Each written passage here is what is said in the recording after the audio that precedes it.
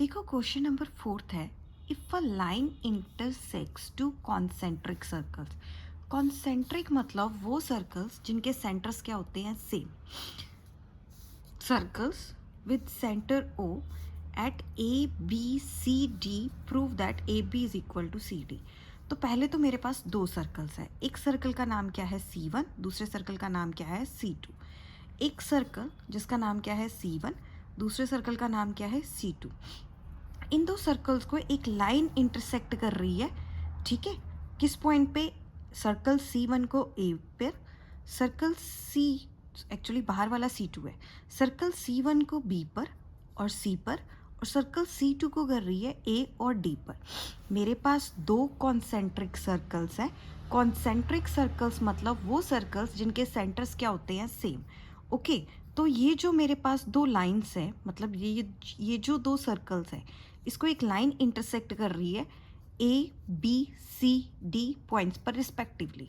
तो मुझे क्या प्रूव करना है कि ये जो ए बी है, इतनी सी ए बी, ये किसके इक्वल है, सी डी के। तो मुझे ये चीज़ प्रूव करनी है कि ये जो है आपकी ए बी, ये वाली ए बी, ये किसके इक्वल है, सी डी के। ये मुझे इक्वल करना है इन दोनों को। तो अब करते हैं हम लोग start. If a line intersects two concentric circles with centre O at A B C D prove that A B is equal to C D. तो मैं क्या लिखूंगी, proof.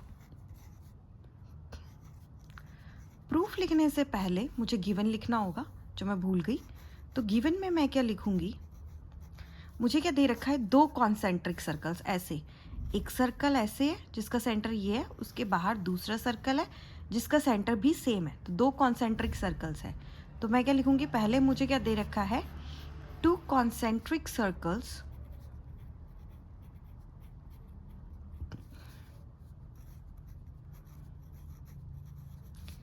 C1 and C2, okay, with centre O। इनका centre क्या है, O।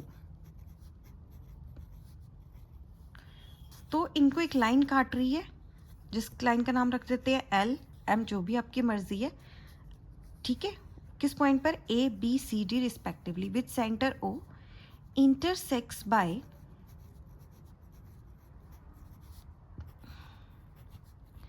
line L at points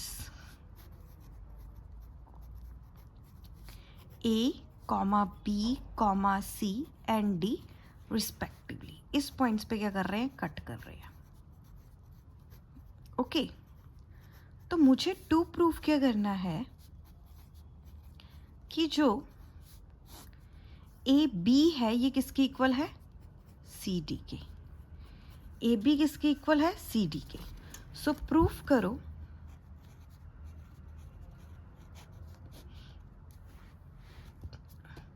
proof करने के लिए मुझे कंस्ट्रक्शन करनी होगी। एक्चुअली ये आपको दे नहीं रखा, आपको ऐसे दे रखा है, दो सर्कल्स ऐसे एक लाइन कट कर रही है A point, B point, C point और डी पर। तो इसने बोला है कि इसको इसके इक्वल करो। तो कैसे करोगे, तो हम कंस्ट्रक्शन यहाँ पे करेंगे, OP perpendicular on line L.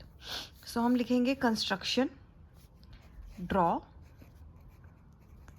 O P perpendicular on L by construction. हमने कंस्ट्रक्शन के थ्रू कर दिया।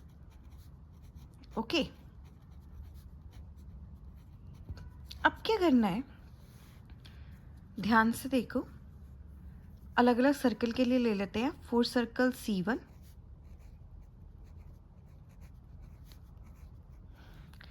And four circle C2। देखो कैसे, ये जो OP है ये परपेंडिकुलर BC पर भी है और ये परपेंडिकुलर AD पर भी है। मतलब हाँ, मैंने OP परपेंडिकुलर ड्रॉ किया है, किस पर, लाइन L पर जो OP है वो परपेंडिकुलर BC पर भी है, OP परपेंडिकुलर किस पर है, AD पर भी है, दोनों पर है, ठीक है। और दोनों सर्कल हैं। तो मैं सर्कल C1 के लिए लिखूंगी ऐसे, सर्कल C1 है मेरे पास जिसके ऊपर सेंटर से परपेंडिकुलर ड्रॉ किया हुआ है मैंने P, और यहाँ पे पॉइंट क्या है, B एंड C। पहले मैं लिखूंगी OP is perpendicular on BC। ये परपेंडिकुलर है BC पर। अगर परपेंडिकुलर है तो मतलब ये उसको बाइसेक्ट भी करेगी। हमारे पास एक थ्योरम है, वो थ्योरम क्या कहती है, that perpendicular drawn from the centre of a circle to a code bisect the code, कि अगर हम कोई परपेंडिकुलर ड्रॉ कर रहे हैं सर्कल के सेंटर से एक कोड के ऊपर, तो वो परपेंडिकुलर उस कोड को दो पार्ट्स में डिवाइड करेगा इक्वल में, BP is equal to PC। तो मैं लिखूंगी BP is equal to PC। तो थ्योरम क्या लिखेंगे हम, परपेंडिकुलर, इसको लिखो equation 1, perpendicular drawn from the centre of circle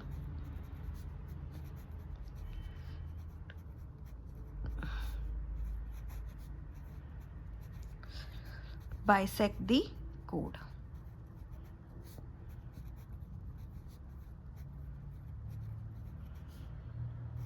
okay, ऐसे है ना आपके पास, ये सर्कल है, ये परपेंडिकुलर ड्रॉ कर दिया, तो ये जो BP है ये PC के इक्वल होगी, इक्वल ऑलरेडी थ्योरम से।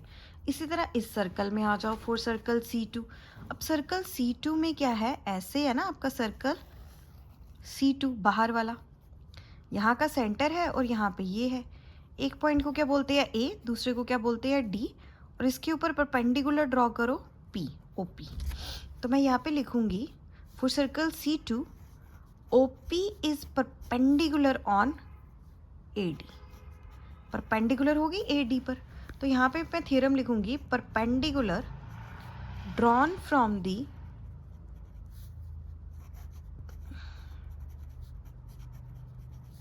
सेंटर ऑफ द कोड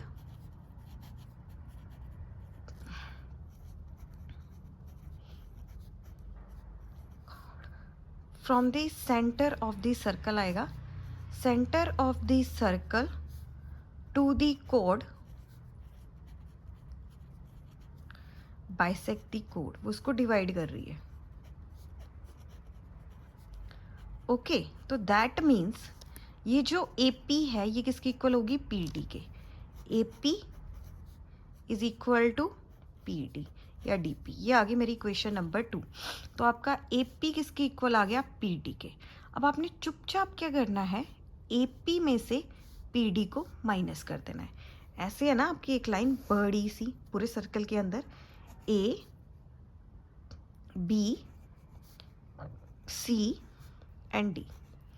देखो हमने क्या प्रूव किया है कि जो BP है, यहाँ पे एक पॉइंट PP है जो सेंटर था, कि ये जो BP है ये किसके इक्वल है, PC के, ये दोनों आपस में इक्वल है। और फिर हमने प्रूव किया था कि ये जो AP है ये किसके इक्वल है, PD के। ठीक है, तो अगर आप इस वाली चीज़, ये दोनों में कॉमन आ रही है ना, इन दोनों में से माइनस कर दो तो आपके पास AB आ जाएगी और क्या आ जाएगी, CD। मतलब कि अगर BP में से PC, मतलब AP में से आप BP को माइनस कर दो और PD में से आप CD को माइनस कर दो, तो आपको जो डिज़ायर्ड रिजल्ट चाहिए ये वाला, ये आपके पास खुद ब खुद आ जाएगा। देखो कैसे करेंगे, हम लोग लिखेंगे सब्ट्रैक्टिंग, बड़ी में से छोटी को करना है, तो छोटे वाली पहले लिखेंगे, सब्ट्रैक्टिंग, छोटे वाली BP है 1 फ्रॉम 2। ओके, तो AP में से BP माइनस किया इज इक्वल टू PD में से PC माइनस कर दिया। अब देखो AP कॉमन है तो यहाँ पे AB लिख लो, और PD में से आपने क्या माइनस किया, दिस, तो आपके पास क्या आ गया, DC।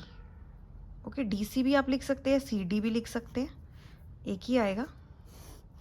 ठीक है, देखिए ये आपका पूरा AP है, इसमें से आपने BP माइनस कर दिया। मान लो आपके पास चॉकलेट है AP, उसमें से आपने BP खा ली तो आपके पास क्या बची, AB। उसी तरह आपके पास पूरी चॉकलेट क्या थी, DP या PD, इसमें से आपने PC खा ली, PC है ना ये वाली खा ली, तो आपके पास क्या बची, CD। तो ये CD, यही चीज़ प्रूव करनी थी, हैंस प्रूफ। तो ये क्वेश्चन भी हमारा हो गया। अब चलते हैं नेक्स्ट क्वेश्चन की तरफ।